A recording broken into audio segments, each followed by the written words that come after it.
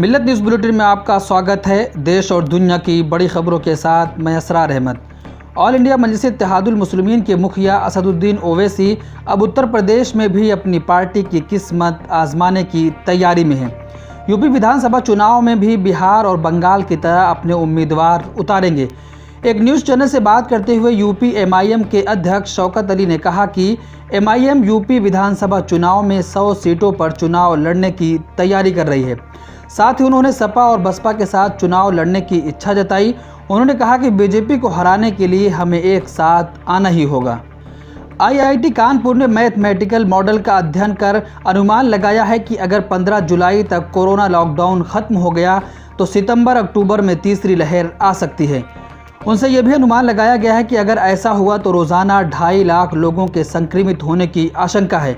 लेकिन इस मॉडलिंग में कोरोना टीका लगाए जाने से होने वाले प्रभावों को शामिल नहीं किया गया है। ये ज़रूर कहा गया है कि इसका सकारात्मक असर होगा और कम लोग संक्रमित होंगे। जम्मू कश्मीर के नेताओं के साथ केंद्र की बातचीत का एजेंडा क्या होगा, केंद्र सरकार रवैया क्या अपनाएगी, इसे लेकर कई तरह के कयास लगाए जा रहे हैं।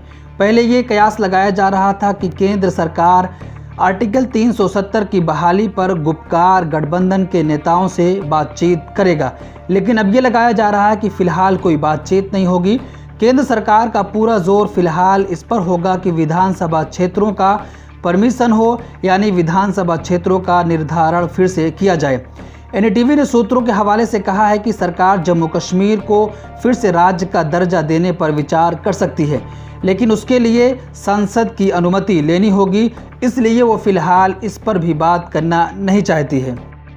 इजराइल की दहशतगर्दी फ़लस्तीनियों पर जारी है। शेख जर्रा इलाके में इजरायली सेना ने फ़लस्तीनियों पर हमला कर दिया, जिसकी वजह से दोनों ग्रुपों में झड़प भी हुई। इजरायली पुलिस ने फ़लस्तीनियों को शेख जर्रा इलाके को छोड़ने पर दबाव डाल रही थी। मीडिया खबरों के मुताबिक इजरायली सेना फ़लस्तीनियों के घरे में घुस गई। इजरायली फ़ौज ने निहत्थे फ़लस्तीनियों पर आंसू गैस के गोले और छर्रे की गोलियां बरसानी शुरू कर दी। छर्रे गोली की वजह से कई फ़लस्तीनी ज़ख्मी भी हो गए।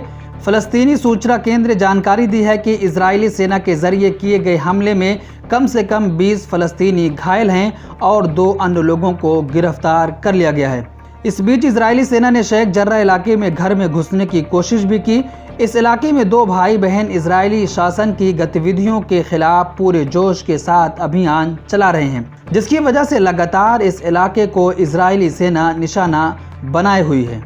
अयोध्या में राम मंदिर के नाम पर ज़मीन की खरीदारी में बड़ा घोटाला सामने आने से परेशान भगवा ब्रिगेड ने एक बार फिर अपने पुराने और कामयाब फार्मूले पर तेजी से काम करना शुरू कर दिया है।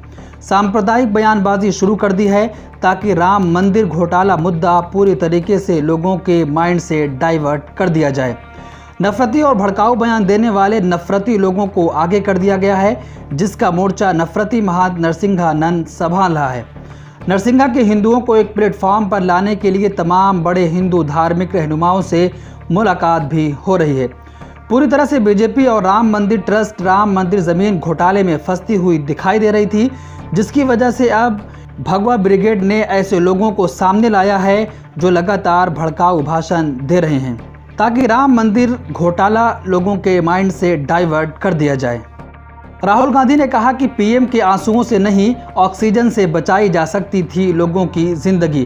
कांग्रेस के पूर्व अध्यक्ष राहुल गांधी ने कोरोना पर कांग्रेस टीम द्वारा तैयार एक वाइट पत्र जारी किया और इस मौके पर पत्रकारों के सवालों का जवाब देते हुए राहुल गांधी ने कहा, कोरोना से 2 तरह की मौतें सामने आई हैं। एक है नेडलिस, यानी उन लोगों की मौत जिनको बचाया जा सकता था मगर उनको बचाया नहीं गया।